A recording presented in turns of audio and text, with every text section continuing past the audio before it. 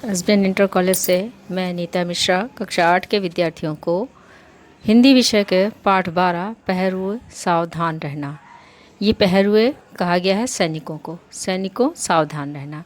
ये कविता स्वतंत्रता प्राप्ति के बाद की कवि देश के रक्षकों और सीमा के पहरेदारों को देश की सुरक्षा के लिए और नव निर्माण के लिए प्रेरित कर रहा है।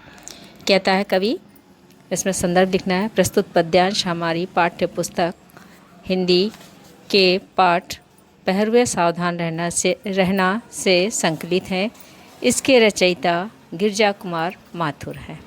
प्रसंग क्या लिखना है? प्रसंग हमने अभी आपको बताया कि स्वतंत्रता प्राप्ति के बाद देश के रक्षकों और सीमा के पहरेदारों को देश की सुरक्षा और नव निर्माण के लिए प्रेरित करना है। आज की जीत की रात पहरुए सावधान रहना। कवि कहता है आज हमारी जीत की रात है, सैनिकों सावधान रहना। क्यों सावधान रहना? आगे देखिए। खुले देश के द्वार जो है अभी खुले हुए हैं।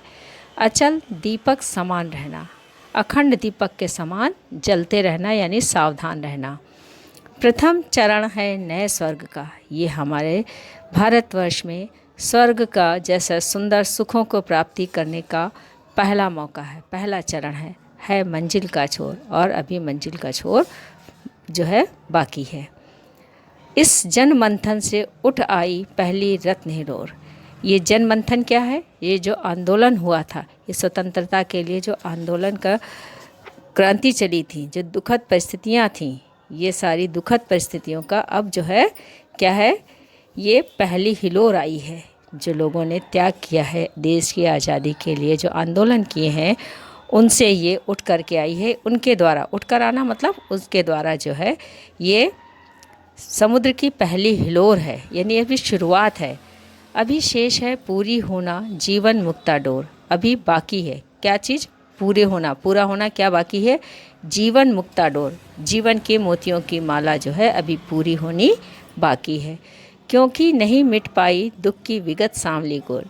क्योंकि अभी जो है पिछले समय की जो सांवली कोर थी, जो स्वतंत्रता के समय जो हम लोगों ने दुख सहे थे, जो विकट परिस्थितियाँ थीं, वो अभी मिट नहीं पाई हैं।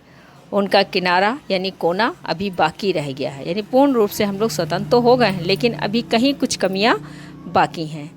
ले युग की पतवार बने अम्बुद महान रहना।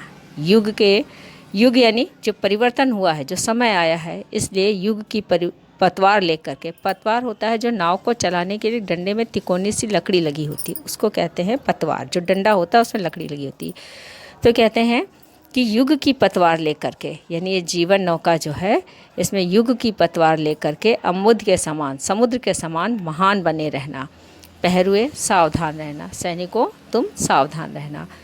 विषम श्रृंखलाएं टूटी हैं, खुली समस्त दिशाएं, आज प्रभंजन बन कर चलती युग वंदनी हवाएं। कवि क्या कहता है कि जब विषम श्रृंखलाएं, जो कठिन बेड़ियां थी, श्रृंखला माने बेड़ियां, ये बेड़ियां तो टूट गई हैं। खुली समस्त दिशाएं, अब हमारे लिए सारी दिशाएं हम लोग 4 कहते हैं, लेकिन दिशाएं होती 10।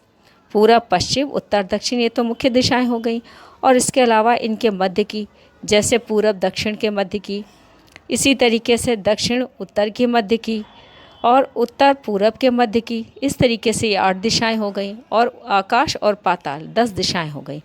तो समस्त दिशाएं खुली हुई हैं। आज प्रभंजन बनकर चलती युग वंदनी हवाएं। आज जो है तूफान बनकर ये जो है हवाएं ये चल रही हैं, और ये वंदनी हवाएं हैं, वंदना करने योग्य हैं, क्योंकि आज हम खुली हवा में सांस ले रहे हैं, आज़ादी की खुली हवा में सांस ले रहे हैं। प्रश्न चिन्ह बन खड़ी हो गई ये सिमटी सीमाएं। अब ये जो सिमटी हुई सीमाएं हैं हमारी, ये एक प्रश्न चिन्ह बनकर खड़ी हो गई। हमारे साथ एक सामने एक और समस्या आ गई है कि आज पुराने सिंहासन की टूट रही प्रतिमाएं। जो आज पुराना सिंहासन था, जो राजकाज था, वो सारी सीमाएं जो हैं, प्रतिमाएं जो थी, राजा लोग हैं, ये राज्य समाप्त हो रहा है। उठता है तूफान इंदु तुम दीप्तमान रहना। समुद्र में तूफान जब उठता है तो कहते हैं कि इंदु कह रहे हैं भारत के लोगों के लिए कि ये भारत के वासी हैं। इंदु माने चंद्रमा, कि समुद्र में तूफान उठा है समुद्र, और तुम चंद्रमा के समान हमेशा प्रकाशमान रहना। पहरुए सावधान रहना, सैनिकों तुम सावधान रहना। ऊंची हुई मशाल हमारी आगे कठिन डगर है। हमारी मशाल ज़रूर ऊंची होगी। मशाल होती है राह दिखाने के लिए, अंधेरे में जो चलते हैं, एक कोन टाइप का होता है, उसमें आग जलती रहती है। आप लोगों ने देखा होगा पिक्चर वगैरह में। तो कहते हैं हमने अपनी मशालों को ऊंची कर लिया है, और लेकिन आगे का रास्ता बड़ा कठिन है। भले ही हमने जीत अभी हासिल कर ली है, लेकिन आगे के रास्ते हमारे लिए बहुत कठिन है। शत्रु हट गया लेकिन उसकी छायाओं का डर है। शत्रु तो पीछे हट गया, लेकिन जो उसकी परछाई है, उसके जो काले कारनामे हैं, वो कब अपनी करवट बदल लेगा, उसका डर हमें अभी भी बना हुआ है। शोषण से मृत है समाज, कमज़ोर हमारा घर है। ये जो हमारे यहाँ जमींदारी प्रथा थी, शोषण होता था दीनों और निर्बलों का, तो कहते हैं उससे हमारा समाज मर चुका है, यानी अब कमज़ोर पड़ गया है हमारा घर। हमारा घर कमज़ोर पड़ गया तो हमारा समाज भी मरे के समान हो गया, मृत के समान हो गया है। यानी परिवार जो होता है समाज की इकाई होता है।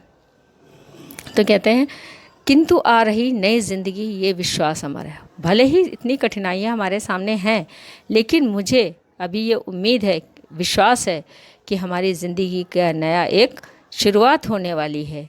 जन गंगा में ज्वार, मानव गंगा में, जन माने लोग, मानव गंगा में ज्वार, यानी जन समूह में, गंगा मतलब समूह प्रयोग किया जाएगा। जन समूह में एक ज्वार है, तूफान है। ज्वार कहते हैं समुद्र में उठने वाले पानी का। जब जब समुद्र में पानी तटों पे चढ़ जाता है तो उसे कहते हैं ज्वार। तो कहते हैं जन समूह में एक ज्वार है, तूफान है, उठान है। लहर तुम प्रवाहमान रहना, तुम लहर के समान हमेशा बहते रहना। पहरुए सावधान रहना, पहरुओं तुम सावधान रहना, सैनिकों तुम सावधान रहना। इस पाठ को लिखा है गिरजा कुमार माथुर जी ने। ये हमने आपको अभी बताया था। अब देखते हैं गिरजा कुमार माथुर के जन्म के विषय में। जीवन परिचय। गिरजा कुमार माथुर का जन्म सन 1919 ईस्वी में अशोकनगर मध्य प्रदेश में हुआ था। इन्होंने कई रचनाएं की हैं, जिनमें मंजीर, नाश और निर्माण, धूप के धान, शिला, पंख चमकीले इत्यादि इन्होंने काव्य रचनाएं की हैं। इनकी कविताओं में देश प्रेम और प्रकृति प्रेम, मानव प्रेम ये भरा हुआ है। सन 1994 ईस्वी में इनका देहांत हो गया था। अब आते हैं प्रश्न की ओर।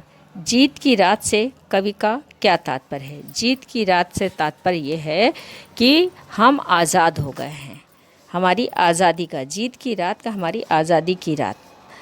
ले युग की पतवार किसके लिए कहा गया है? युग की पतवार ये किसके लिए कहा है? अभी हमने आपको बताया था कि कवि कहता है कि समय के पतवार ले करके हमेशा चलते रहना, यानी समय के दौर के अनुसार अपने में परिवर्तन करते रहना। उसके बाद क्वेश्चन है निम्नलिखित पंक्तियों का भाव स्पष्ट कीजिए। ये क्वेश्चन आपको नहीं करना है क्योंकि आपको पूरे पाठ की व्याख्या करनी है। फिर उसके बाद है कवि पहरुओं को सावधान रहने के लिए क्यों कहता है? कवि पहरुओं को सावधान करने के लिए इसलिए कहता है क्योंकि देश की आज़ादी तो हो गई है, देश आज़ाद हो गया है, परंतु अभी शत्रु चौकन्ने हैं, इसलिए हमें सावधान रहना है, यानी पहरुओं को सावधान रहना है। फिर अगला क्वेश्चन है कविता की रिक्त पंक्तियों को पूरा कीजिए। ये कविता आपको पढ़ना है और उसके द्वारा जो खाली जगह है ये पंक्तियों के द्वारा पूरी करनी है। अब इसमें आपको कविता का व्याख्या करने के बाद प्रश्नोत्तर करने हैं और कविता याद भी करनी है। जो आप पंक्तियों को पूरा करेंगे, ये 8 लाइनें हैं, 8 लाइनें आपको याद करनी है। फिर अगला क्वेश्चन है विचार और कल्पना में नए युग की पतवार किन के हाथों में है? नए युग की पतवार जो है ये पहरुओं के हाथों में है, यानी सैनिकों के हाथों में है। फिर अगला क्वेश्चन स्वतंत्रता के बाद आज भी अनेक समस्याएं हैं जो देश को तोड़ने में लगी हुई हैं। कुछ प्रमुख समस्याओं को लिखिए, जैसे शत्रुओं की जो है जागरूकता, और आज हमारे देश में आतंकवाद है, तमाम इस बीमारियां आज आ गई हैं। तो ये सारी समस्याएं ऐसी हैं जिनको देश को तोड़ने में लगी हुई हैं, लेकिन हमें इनसे सावधान रहना है। ये हो गया आपका पाठ पूरा।